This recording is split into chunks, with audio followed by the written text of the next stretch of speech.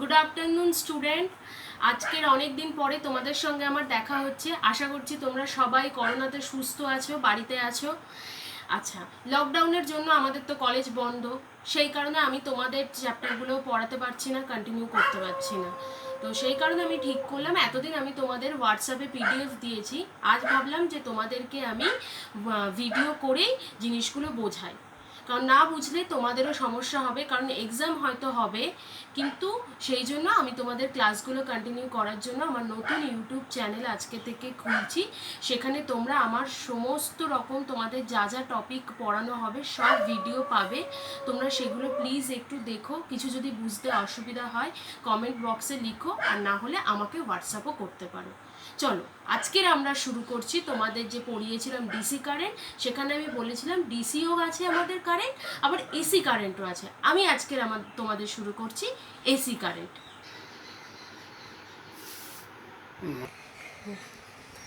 Student, তোমাদের আগে আমি এসি কারেন্ট বলার আগে আমি তোমাদের ডিসি কারেন্ট সম্পর্কে আর একবার একটু ধারণা দিয়ে দেবো। আশা করছি তোমাদের মনে আছে, তাও আমি একবার বলে দিচ্ছি যে ডিরেক্ট কারেন্ট বা ডিসি কারেন্ট কী। ডিরেক্ট কারেন্ট হচ্ছে, আমরা সবাই বুঝতে পারছি যে এটা হচ্ছে তোমার ইউনিডাইরেকশনাল, এর কোনো ম্যাগনিটিউড থাকে না, এর ম্যাগনিটিউড অলওয়েজ কনস্ট্যান্ট হয়, যেটা এসির ক্ষেত্রে নয়। তার মানে হচ্ছে যদি একটা সার্কিটের ভেতরে আমার 5 ভোল্ট ডিসি দেওয়া থাকে, সেখানে আমি একটা টাইমের পরে দেখব 1 মিনিট পরেও আমার 5 ভোল্ট ডিসি থাকবে, 10 মিনিট পরেও 5 ভোল্ট ডিসি। সেই কারণে ডিসি কারেন্টের যদি ওয়েভ ফর্ম দেখি, তাহলে টাইমের রেসপেক্টে সেটা অলওয়েজ হরাইজন্টালি যাবে। ঠিক আছে, এইবার আসি এসি কারেন্ট। আর একটা জিনিস মনে রাখবে, যদি তোমাদের কেউ কখনো এমসিকিউতে জিজ্ঞাসা করে যে জিরো ফ্রিকোয়েন্সি কারেন্ট কোনটা, কখনোই ভ্যাবাচাকা খাবে না। জিরো ফ্রিকোয়েন্সি কারেন্ট হচ্ছে ডিসি কারেন্ট। ডিসি কারেন্টে কোনো ফ্রিকোয়েন্সি থাকে না। এইবার বলি এসি কারেন্ট। এসি কারেন্ট হচ্ছে তোমার অল্টারনেটিং কারেন্ট, যেটার মধ্যে ফ্রিকোয়েন্সি থাকে এবং টাইমের রেসপেক্টে এটা চেঞ্জ হতে থাকে। এইবার এখানে তোমরা একটা নতুন টার্ম পড়ছো, ফ্রিকোয়েন্সি। ফ্রিকোয়েন্সি কী জিনিস? 1 সেকেন্ডে আমরা এসি কারেন্টে দেখি সাইকেল হয়। 1 সেকেন্ডে যতগুলো পূর্ণ সাইকেল হবে, যদি 1 সেকেন্ডে 5টা সাইকেল হয়, তাহলে সেই সার্কিটের আমার ফ্রিকোয়েন্সি হচ্ছে 5 হার্জ। ফ্রিকোয়েন্সিকে আমরা হার্জ দিয়ে ডিনোট করি। তো সেক্ষেত্রে আমাদের সমস্ত কিছু ইন্ডিয়ায় সবই একটা স্ট্যান্ডার্ড কোড মেনে হয়। তো ইন্ডিয়াতে আমাদের স্ট্যান্ডার্ড ফ্রিকোয়েন্সি হচ্ছে 50 হার্জ। তার মানে বোঝাচ্ছে 1 সেকেন্ডে আমি 50টা পূর্ণ সাইকেল পূরণ হচ্ছে। তাই জন্য সেখান থেকে আমরা বলতে পারি, তাই জন্য এফের যদি ফর্মুলা দেখি, এফ ইকুয়াল টু 1/t। তো স্টুডেন্ট, আমি তোমাদের বললাম যে এসি কারেন্ট কীরকম হয়, কিন্তু আমাদের জানতে হবে যে এই এসি কারেন্টটা তৈরি কিভাবে হচ্ছে, কিভাবে এটা তৈরি হচ্ছে, তারপর কেন এটাকে অল্টারনেটিং বলছি সেটা আমি এবার তোমাদের বোঝাবো। এই দেখো, আমি একটা ওয়েভ ফর্ম এঁকেছি, এটাকে আমরা সবসময় বলি সাইনোসয়েডাল ওয়েভ। এটাও কেন সাইন ওয়েভ বলি, এটাও আমি তোমাদের জানাবো। প্রথমে আমরা দেখে নিই যে জেনারেশন অফ অল্টারনেটিং কারেন্ট। তো আমি সবার প্রথমে আমরা দেখব দুটো পার্মানেন্ট ম্যাগনেট নিয়েছি, সেখানে নর্থ পোল সাউথ পোল আছে। এইবার এই ম্যাগনেটের ভেতরে অনেক লাইন অফ ফোর্স আছে, যেগুলোকে আমরা বলি ফ্লাক্স, এবং সেটাকে আমি ডিনোট করছি বি ভেক্টর। এইবার আমি এই দুটো ম্যাগনেটের মধ্যে ক্রস সেকশনালি একটা তোমার কন্ডাক্টর নিয়েছি, যেটাকে আমি পি কিউ আর এস দিয়ে নাম ডিনোট করেছি, এবং এই কন্ডাক্টরেরও একটা তোমার ভেক্টর আছে, যেটাকে আমি ক্যাপিটাল এ দিয়ে ডিনোট করেছি। ঠিক আছে, আর ওপরে যেটা দেখতে পাচ্ছ ওমেগা, সেটা হচ্ছে আমি কন্ডাক্টরটাকে রোটেট করব, রোটেটটা সে ক্লকওয়াইজ করবে, এবং ওমেগা হচ্ছে তার অ্যাঙ্গুলার ভেলোসিটি। ঠিক আছে, এইবার যখন ফ্লাক্স হচ্ছে, তাহলে ফ্লাক্সকে আমরা ফাই দিয়ে ডিনোট করি, phi equal to B vector dot A vector. দুটো ভেক্টরের গুণফল হচ্ছে, ডট প্রোডাক্ট হচ্ছে আমার ফ্লাক্স। এইবার যেহেতু এটা ডট প্রোডাক্ট, তাহলে এদের মধ্যে একটা আমার কোণ থাকবে, অ্যাঙ্গেল বা থিটা দিয়ে সেটাকে আমি ডিনোট করছি, এবং তাহলে আমি লিখতে পারছি phi equal to B A cos theta. ঠিক আছে, এই পর্যন্ত। এইবার দেখো, যেহেতু আমি বলেছি আমি একটা কন্ডাক্টর নিয়েছি, তো তার মধ্যে অনেকগুলো কন্ডাক্টর যখন আমার পাকিয়ে রাখা হয় কুণ্ডলী, তাহলে সেগুলোকে বলা হয় টার্ন। এবার নাম্বার অফ টার্নকে আমি স্মল এন দিয়ে ডিনোট করছি। তাহলে আমার ফাই হচ্ছে এখন কত, flux phi equal to small N capital B capital A cos theta. ঠিক আছে, ফ্লাক্সের পরিমাণ এইটা আমার আসলো। এইবার হচ্ছে টি সেকেন্ড পরে, এটা হচ্ছে ফার্স্ট। এইবার ধরো টি সেকেন্ড পরে আমি যখন কন্ডাক্টরটাকে রোটেট করছি, আমি তোমাদের যে ড্রটা ওপরে করেছি সেটা হচ্ছে 3 ডাইমেনশনাল, কিন্তু সেই জিনিসটাকেই যদি আমি 2Dতে দেখাই তাহলে কীরকম হবে? তাহলে হচ্ছে আমার সারফেসে যে প্লেনটা আছে সেখানে বি ভেক্টর আছে, তার সঙ্গে আমার এইবার আমি কন্ডাক্টরটাকে ঘোরাচ্ছি, ঘুরিয়ে একটা টি সেকেন্ড পরে আমি দেখলাম যে আমার পি কিউটা এইভাবে অ্যাঙ্গেল করে আছে। এবার তার সঙ্গে কিউয়ের সঙ্গে বি এর যদি একটা স্মল অ্যাঙ্গেল করি সেটা হচ্ছে ওমেগা টি। ঠিক আছে, এইবার হচ্ছে অ্যাঙ্গুলার ডিসপ্লেসমেন্ট বলছি সেটাকে আমরা সব সময় জানি angular displacement equal to angular velocity into time. Angular velocity কোনটা? যেটা হচ্ছে ওই কন্ডাক্টরটা রোটেট করতে কতটা টাইম নিচ্ছে, তাহলে ওমেগা ইন্টু টি, তাহলে ওমেগা টি। এইবার হচ্ছে ইনস্ট্যান্টেনিয়াস ফ্লাক্স, আমরা ফ্লাক্স বার করেছি। এবার ইনস্ট্যান্টেনিয়াস ফ্লাক্স কোনটা? ইনস্ট্যান্টেনিয়াস ফ্লাক্স হচ্ছে একটা টাইমের পরে সেই সময়ে কতটা পরিমাণে ফ্লাক্স হচ্ছে এ ভেক্টর আর বি ভেক্টরের মধ্যে। তো সেখানে আমি একটা অ্যাঙ্গেল পাচ্ছি, সেটাকে আমি বলছি ওমেগা টি। তাহলে আমি যে ফ্লাক্সের ফর্মুলা আগে পেয়েছিলাম phi equal to N B A cos theta, সেখানে থেকে আমি যদি ইনস্ট্যান্টেনিয়াস ফ্লাক্স পাই সেখানে আমি লিখতে পারি ফাই টি দিয়ে ডিনোট করলাম equal to N B A cos omega T. এখানে থিটার জায়গায় আমি লিখছি ওমেগা টি, কারণ বি ভেক্টর আর এ ভেক্টরের মধ্যে আমার কোণ হচ্ছে ওমেগা টি। এটাকে আমি 1 নম্বর ইকুয়েশন দিলাম। এইবার হচ্ছে ফর ম্যাক্সিমাম ফ্লাক্স, একটা টাইমে যখন ম্যাক্সিমাম হয় তখন কতটা পরিমাণে ফ্লাক্স আমি পাবো ম্যাক্সিমাম টাইমে। তাহলে সেক্ষেত্রে আমাকে কি করতে হবে? কখন পাবো? যখন কস ওমেগা টি 1 হবে। কস ওমেগা টি 1 মানে আমরা যদি তোমাদের কারুর যদি কসের কোণের মানগুলো মনে থাকে তাহলে আমি বলবো কস 0 ডিগ্রি হচ্ছে 1। তাহলে এটা আমাকে ধরে নিতে পারি যে ওমেগা টি যখন 0 হবে তখন আমার ওমেগা টি ইকুয়াল টু 0 যদি বসাই তাহলে কস 0 ইকুয়াল টু 1 আসছে। সেক্ষেত্রে এই জন্যই আমি বললাম যে for maximum flux cos omega T should be equal to 1। তাহলে আমার ইকুয়েশনটা দাঁড়ায়, ম্যাক্সিমাম ফ্লাক্সকে আমি ফাই নট দিয়ে ডিনোট করছি, তোমরা ফাই এম দিয়েও ডিনোট করতে পারো, M for maximum. Phi naught equal to N B A, কারণ আমার কস ওমেগা টি 1 হয়েছে। এটা আমার 2 নম্বর ইকুয়েশন। এইবার দেখো আমি phi naught equal to N B A পেয়েছি। এবার এই ভ্যালুটা আমি যদি 1 নম্বর ইকুয়েশন মানে যেখানে ইনস্ট্যান্টেনিয়াস ফ্লাক্স বার করেছি সেখানে পুট করি, তাহলে আমার ইকুয়েশনটা আসবে phi T equal to phi 0 cos omega T. তাহলে আমার কি এসে গেল? Instantaneous flux equal to maximum flux into cos omega T. এইবার আমি আসছি, তোমরা সবাই ইলেকট্রোম্যাগনেটিক ইন্ডাকশন ক্লাসে পড়েছো Faraday's law of electromagnetic induction. সেখান থেকে আমরা বলতে পারি EMF E equal to minus of D phi by DT. এখানে ফাই হচ্ছে কোনটা? ফ্লাক্স। ফাই এর আমার ডেরিভেশন করতে হবে। ডেরিভেটিভ আশা করছি তোমাদের সবার মনে আছে। তাহলে E equal to minus of D of DT N B A cos omega T, কারণ আমার ফাই এসছে N B A cos omega T. এইবার আমি জানি এখানে আমার ডেরিভেটিভের ফর্মুলায় যেগুলো কনস্ট্যান্ট টার্ম থাকে সেগুলো বাইরে বেরিয়ে আসে। তাহলে মাইনাস এন বি আমার বাইরে চলে আসলো, ডেরিভেটিভের মধ্যে কে পড়ে থাকলো? কস ওমেগা টি। এবার কসের ডেরিভেটিভ হচ্ছে মাইনাস সাইন ওমেগা টি বা সাইন থিটা, আর ওমেগার জন্য আমার ওমেগার ডেরিভেটিভ হয়েছে ওমেগা টি এর ডেরিভেটিভ হয়েছে ওমেগা, কারণ আমি টি এর রেসপেক্টে ডেরিভেটিভ করছি। তাহলে আমার টোটাল ফর্মুলা কি হলো? E equal to N B A omega sine omega T, minus দুটো মাইনাস সাইন একসঙ্গে প্লাস হয়ে গেছে। এটা আমার বেরোলো ইএমএফ। এইবার হচ্ছে পিক ভ্যালু অফ ইএমএফ। যেরকম আমি ম্যাক্সিমাম ফ্লাক্স বার করেছিলাম, তেমনি পিক ভ্যালু অফ ইএমএফের ক্ষেত্রে আমাকে কি করতে হবে, সাইন ওমেগা টি ইকুয়াল টু 0। তাহলে এখানেও আমি ই নট ধরেছি, তোমরা ইপিও ধরতে পারো পিক ভ্যালুর জন্য। E naught equal to N B A omega. Sine omega T তখনই 1 হবে যখন ওমেগা টির ভ্যালু 90 ডিগ্রি হবে, কারণ সাইন 90-র ভ্যালু হচ্ছে 1। এবার এই ভ্যালুটা আমরা ইকুয়েশন 3-তে যদি বসাই, তাহলে আমার ইকুয়েশন আসবে E equal to E naught sine omega টি।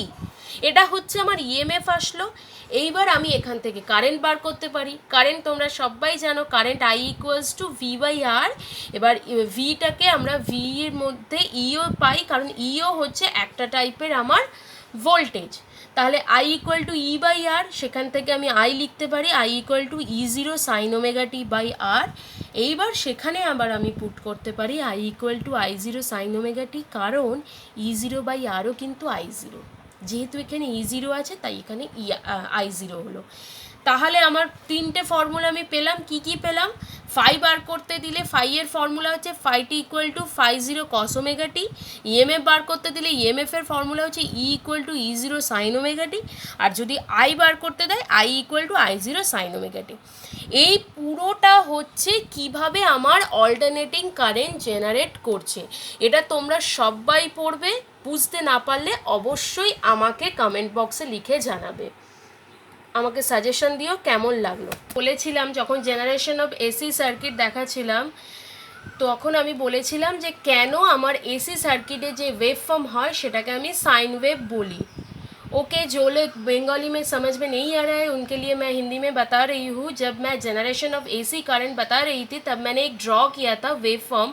उस वक्त मैंने बोला था कि इस वेव फॉर्म को साइन वेव कहते हैं, लेकिन क्यों इसको साइन वेव कहते हैं वो अब मैं तुमको डिस्कस करके बताऊँगी। ओके, चलो स्टार्ट। দেখো দেখো আমরা এখানে একটা ওয়েভ ফর্ম ড্র করেছি, যেখানে আমরা এক ভ্যালু নিয়েছি 0 থেকে 360 डिग्री। ठीक है, यहाँ पे देखो मैंने एक ड्रॉ किया है वेव फॉर्म जो कि 0 से 360 डिग्री में है। अगर तुम लोग स्केल को याद करो, मतलब जो वृत्त होता है, जिसमें हम जो सर्किल होता है उसमें हम लोग 2 पार्ट लेते हैं। अगर हमको हाफ लेना होता है तो उसको हम बोलते हैं सेमी सर्किल। वो जो सर्किल होता है उसमें जो पॉइंट रहता है हमारा वो होता है 0 से 360 डिग्री। अगर हम हाफ करते हैं, सेमी सर्किल लेते हो, तो आ जाता है 0 to 180। अगर तुम वही सर्किल को देखो तो ड्रॉ भी कर ले सकते हो। ड्रॉ करके अगर आधा कर दो तो इस वेव फॉर्म में मैंने जो ऊपर का पोर्शन बनाया है सेम एज उसी की तरह है, तो इसीलिए मैंने इसका रेंज भी रखा है 0 to 180 डिग्री और मिडिल का हो गया हमारा 90 डिग्री। ঠিক আছে, তো তোমরা যারা হিন্দিতে অসুবিধা হচ্ছে তাদের জন্য আমি বলছি, আমরা একটা বৃত্ত নিলাম। আমরা যদি একটা পূর্ণ বৃত্ত দেখি তাহলে তাদের পয়েন্টে তাদের কোণগুলো হয় 0 থেকে 360 ডিগ্রি। এইবার যদি সেখান থেকে আমরা অর্ধবৃত্ত বা সেমি সার্কেল করি, সেখানে আমার ভ্যালুগুলো আসে 0 থেকে 180। তো এই যে ওয়েভ ফর্মটা দেখতে পাচ্ছ সেখানের ওপরের পোর্শনটাও দেখো, যদি তোমরা সেই অর্ধবৃত্তর সঙ্গে কনসিডার করো তাহলে এর ভ্যালুটাও আসবে 0 থেকে 180 डिग्री। ठीक है, इसको क्यों साइन वेव कहते हैं? तो हम अगर साइन का जो 0 से 360 डिग्री का वैल्यू होता है, अगर हम वो कैलकुलेटर में निकालें और यहाँ पे देखें तो देखेंगे इसमें जो हमने पॉइंट लिया है वो साइन का उस डिग्री के वैल्यू से मैच करते हैं। तो देखो साइन 0, यहाँ भी 0 से शुरू होता है हमारा स्केल। तो तुम अब कैलकुलेटर में पुट करो साइन 0, वो आ जाएगा 0। तो ये 0 से स्टार्ट हो जाए। अब लो 90 में हम लोग इसको मैक्सिमम बोलते हैं, तो यहाँ पे देखो इसका वैल्यू 1 ही आएगा। कैसे आएगा ये देखो। तो अब हम पुट करते हैं कैलकुलेटर में साइन 90, जिसका वैल्यू हमारा कितना आया 1। अब ये स्लोप नीचे की तरफ जाके कहाँ पे मैच करता है, वो जो 0 लाइन है हमारा वहाँ पे वो मैच होता है। तो अब देखो साइन 180 का वैल्यू कितना आता है, साइन 180 ये आ गया 0। तो ठीक है, ये भी मैच कर गया। अभी आता है 270 का बारी। तो ये देखो, ये वेव ज़ीरो लाइन से मीट करके ये नीचे की तरफ जाया। तो इसमें देखो साइन 270 का वैल्यू कितना आता है, ये आ गया -1। तो इसका हो गया -1, इसीलिए मैंने इसको लिखा है माइनस ऑफ मैक्सिमम वैल्यू। ठीक है, इसके बाद ये स्लो फिर से ऊपर जाके ज़ीरो लाइन में मैच करता है। इसका भी वैल्यू निकाल के देखो साइन से मैच करता है कि नहीं। तो साइन 360 डिग्री आ गया 0। तो ये जो पॉइंट मैंने लिया है ये सब साइन से मैच करता है, इसीलिए इस वेव फॉर्म का नाम है साइन वेव फॉर्म और साइनोसॉइडल वेव। समझ में आया आपको? आप सब ये वेव फॉर्म निकाल के इसका वैल्यू आप कैलकुलेटर में अगर खुद करेंगे तो आपको परेशानी नहीं होगी पढ़ने में। ठीक है, अब आते हैं मैं दूसरा वेव फॉर्म, जो कि मुझे बताया गया है कि ये कॉस वेव है। क्यों इसको कॉस कहते हैं? तो वो भी एक ही फॉर्मूला है, 0 से 360 डिग्री मैंने लिया है। यहाँ पे जो कॉस का वैल्यू होता है 0 से 360, ये आप कैलकुलेटर में करके देखो। मैंने भी किया तो मुझको भी पता चला। ये देखो कॉस 0 वैल्यू आता है 1, इसीलिए ये 0 से नहीं स्टार्ट हुआ साइन वेव की तरह, ये स्टार्ट हुआ 1 से मैक्सिमम। फिर आता है ये स्लोप नीचे जाके 90 में ये ज़ीरो लाइन से मैच करता है। तो देखो कॉस 90 कितना वैल्यू आता है, कॉस 90 हमारा आ गया 0, इसीलिए ये ज़ीरो लाइन में। फिर ये स्लोप नीचे की तरफ जाता है, नीचे मैक्सिमम में आता है। तो हम लोग पता करें कॉस 180 का वैल्यू क्या है, ये आता है -1, इसीलिए नीचे मैक्सिमम है। फिर ये ऊपर जाके 270 में ज़ीरो लाइन से मैच करता है, तो वो भी वैल्यू निकाल के देखते हैं कितना आता है। सॉरी दोस्तों, ये भूल हो गई, 270 में आया 0, तो इसीलिए ज़ीरो लाइन में। फिर ये स्लोप ऊपर की तरफ जाता है, तो कॉस 360 का वैल्यू मुझे निकालना पड़ेगा। कॉस 360 है 1, इसीलिए ये 1 को मैच करते हैं, मतलब कि मैक्सिमम वैल्यू। इसीलिए इस वेव फॉर्म को हम लोग कहते हैं कॉस वेव फॉर्म। देखो अब एक वेव फॉर्म तुमको दिखाई दे रही है, ये वेव फॉर्म कौन सा है? मैंने जो तुम लोग समझ रही हो ये सी का वेव फॉर्म है, क्योंकि ये साइनोसॉइडल है। लेकिन हम जब भी तुमको वेव फॉर्म दिखाते हैं एक ही वेव फॉर्म होता है, लेकिन आज हम लोग दिखा रहे हैं दो वेव फॉर्म। क्योंकि जब हमने ये में इक्वेशन निकाला था कि उससे करंट निकाला था, जो जनरेशन का पार्ट था, वहाँ पे हम लोग कौन कौन सा टॉपिक निकाला था? E that's mean EMF, I that's mean current, and also flux phi। तो इस वेव फॉर्म ने हमने दोनों वेव फॉर्म लिया है, एक करंट का एक वोल्टेज का।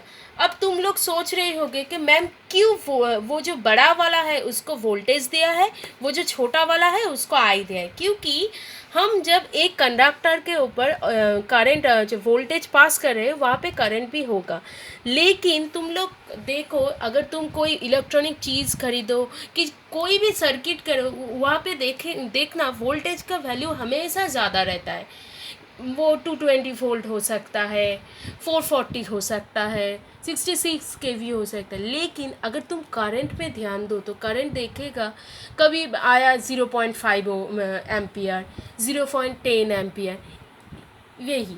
तो इसीलिए मैंने जो छोटा वेव फॉर्म है उसको करंट का दिया है, जो बड़ा वेव फॉर्म है उसको वोल्टेज का दिया। अब हमारे पास एक इक्वेशन था E = E0 sin ω t, वही हमने E को V से रिप्लेस किया और हमने निकाला Vm = sin ω t। ये जो Vm है ये हमारा मैक्सिमम है, जो हमने E0 लिया था वहाँ पे। तो इसको हम, ये जो छोटा वाला V है इसको हम बोलते हैं इंस्टेंटेनियस वोल्टेज।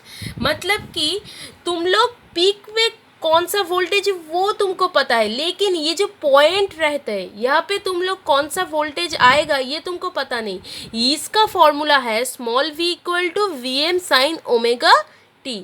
वही हमारा करंट में भी होता है, I = I maximum sin ω t। ठीक है, अब आता है ये साइन ω t। तुमको Im पता है, Vm पता है, साइन भी पता है, लेकिन ω t का वैल्यू आता है 2πf। अब ओमेगा होता है, यहाँ पे 2π होता है, हमारा जो टोटल साइकिल होता है वो 0 से 360 डिग्री। अगर हम डिग्री को रेडियन से रिप्लेस करें तो देखेंगे हमारा 180 डिग्री का वैल्यू है पाई, तो वही 360 का वैल्यू आएगा 2π, इसीलिए हमने ओमेगा इक्वल टू 2π लिखा। अब फ्रीक्वेंसी कौन सा चीज़ है, मैंने फर्स्ट बताया था कि 1 सेकेंड में कितना साइकिल होता है वही होता है फ्रीक्वेंसी। मानो हमारे स्टैंडर्ड है 50 हर्ट्ज फ्रीक्वेंसी का, इसका मतलब 1 सेकेंड में वो 50 साइकिल पूरा करता है, यही इसीलिए इसका फ्रीक्वेंसी होता है 50 हर्ट्ज, जो हमारा स्टैंडर्ड फ्रीक्वेंसी है। तो हमने लिखा है ओमेगा इक्वल टू 2πf, और टी तो तुम लोग जानते हो टाइम। हम लोग पता चलता है व्हाट इज़ फ्रीक्वेंसी, तो फ्रीक्वेंसी का फॉर्मूला होता है एफ इक्वल टू 1/t। मानो पर सेकेंड में वो कितना साइकिल पूरा करता है, ठीक है। अब हम लोग आएंगे pure inductive circuit, pure resistive circuit, pure capacitive. ये कहाँ से आया? एसी सर्किट का हम लोग का जो सर्किट होता है वहाँ पे 3 मेन कंपोनेंट होता है, तुम लोगों ने सुना है, रेजिस्टर, कैपेसिटर, इंडक्टर। तो एक चीज़ और गांठ बांध लो कि हमारे इलेक्ट्रिकल में थियोरिटिकली कोई भी चीज़ आइडियल और प्योर नहीं होता है, लेकिन स्टैंडर्डाइजेशन के लिए हम लोगों को आइडियल सर्किट में पढ़ाई करना पड़ता है। तो अब देखो what is pure resistive circuit. मैंने एक सर्किट ड्रॉ किया है, वहाँ पे फेज है, न्यूट्रल है, रेजिस्टेंस को हमने आर से डिनोट किया है, ये है, और ये इसका साइकिल है, इसका वेक्टर डायग्राम है, ये देखो। इसमें क्या होता है, अगर कोई प्योर रेजिस्टिव सर्किट होता है तो वहाँ पे हम लोग जब वोल्टेज देते हैं तो रेजिस्टेंस में एक करंट, रेजिस्टेंस का एक ही प्रॉपर्टी होता है, वो क्या, करंट जिस डायरेक्शन से फ्लो करता है वो करंट को डायरेक्शन को अपोज करते हैं। मतलब कि अगर तुम कहाँ से भी दौड़ के जाओ और अपोजिट डायरेक्शन के तुम्हारे कोई भी फ्रेंड आके अगर तुम्हें रोके, उसको हम बोलते हैं अपोज। ये भी वही चीज़ करता है, करंट के डायरेक्शन को अपोज करता है। प्योरली रेजिस्टिव सर्किट में कोई चेंजेस नहीं होता है, करंट और वोल्टेज एक ही डायरेक्शन में फ्लो होता है, लेकिन वोल्टेज ज़्यादा होता है, करंट कम होता है। तो उसका जो डायग्राम होता है, वेक्टर डायग्राम, वो आ गया ऐसा, V एक पोर्शन में, I उसके पीछे, मतलब यहाँ पे कोई भी चेंजेस नहीं होता है, तो यहाँ पे कोई भी एंगल नहीं आएगा, मतलब कि theta equal to 0। Power factor मतलब कितना एंगल है, जो हमारा कंपोनेंट होता है सर्किट में, अगर रेजिस्टेंस ले लो, रेजिस्टेंस के बाद अगर इंडक्टर होगा, अगर कैपेसिटर होगा, तो उसके बाद जो करंट होगा, करंट और वोल्टेज में जो एंगल होता है उसको हम लोग बोलते हैं पावर फैक्टर, जो कि हम लोग कॉस थीटा से डिनोट करते हैं। अगर थीटा इक्वल टू 0 मतलब कॉस 0 इक्वल टू 1 को हमेशा हम लोग कहते हैं यूनिटी पावर फैक्टर, ठीक है। ये आ गया मेरा प्योर रेजिस्टिव सर्किट। अब बात आता है pure inductive circuit. Inductive circuit में कौन सा चीज़ हमको पता लगता है, वो है इंडक्टर, जो कि एक कॉइल के माफिक कंडक्टर है, ठीक है। अभी तुम लोग देखो, अगर इसमें हम लोग सप्लाई देते हैं तो यहाँ पे एक वोल्टेज का कर्व होगा, एक करंट का कर्व होगा, लेकिन तुम लोग वो प्योर रेजिस्टिव सर्किट का कर्व देखो और प्योर इंडक्टिव सर्किट का कर्व देखो। यहाँ पे वोल्टेज 0 से शुरू होता है, लेकिन इंडक्टर 90 डिग्री पीछे से शुरू हुआ है। इसीलिए जब हम लोग वेक्टर डायग्राम ड्रॉ करेंगे, वोल्टेज उसी लाइन में है, लेकिन उसके रेस्पेक्ट जो करंट होता है वो 90 डिग्री पीछे है, इसीलिए हम लोग करंट नीचे ड्रॉ करेंगे, और एंगल आता है थीटा इक्वल टू 90, तो power factor cos theta equal to cos 90, जो कि 0 होता है। यहाँ पे भी 0 आएगा, क्योंकि हमको पता है कॉस 90 0 है। ये आ गया हमारा प्योर इंडक्टिव सर्किट के एंड पोजीशन पे आ गए हैं। अभी हम लोग सीखेंगे what is pure capacitive circuit, जिसमें हमको लगता है एक कैपेसिटर, जो कि C से डिनोट करते हैं, हम लोगों को पता है।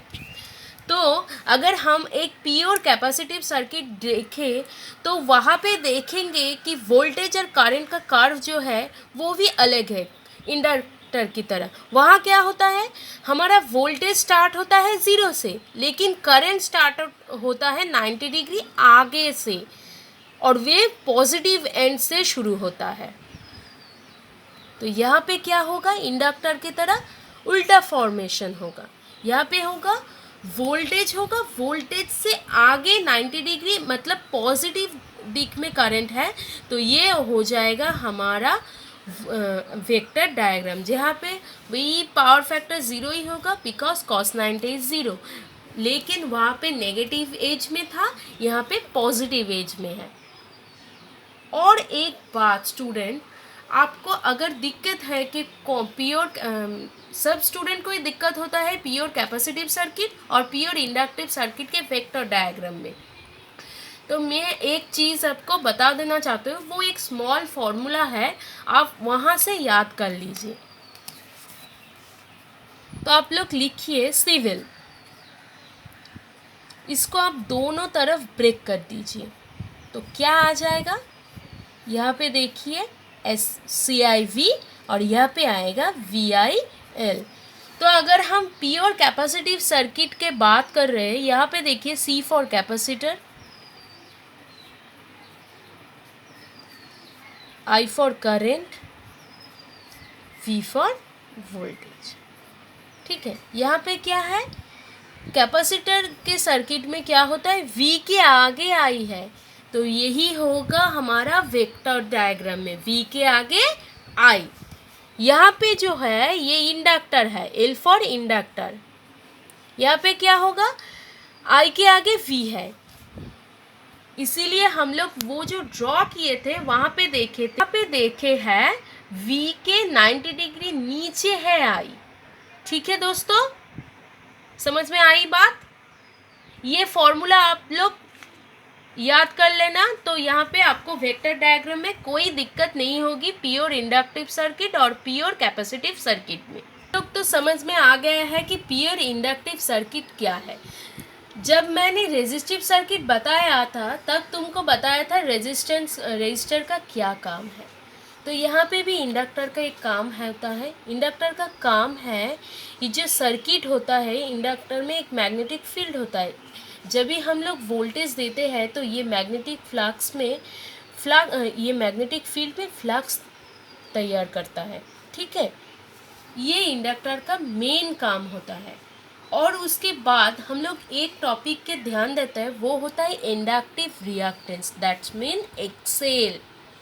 इसको हम लोग Q यूज़ करते हैं फॉर्मूला में, Q हम लोग L नहीं यूज़ करते हैं।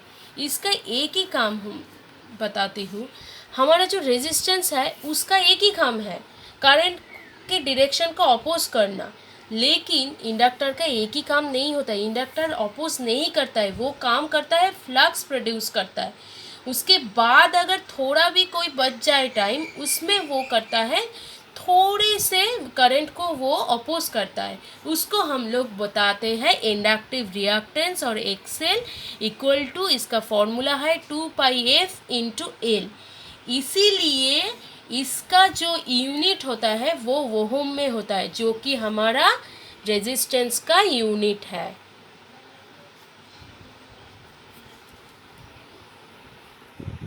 और ये जो हमारा प्योर कैपेसिटिव सर्किट होता है, यहाँ पे भी कैपेसिटर का काम होता है फिल्टर करना, मतलब कि यहाँ पे जो करंट प्रोड्यूस होता है इसको फिल्टर करते हैं, और उसके बाद अगर कोई काम होता है तो वो करता है थोड़े से अमाउंट के करंट को वो अपोज करता है।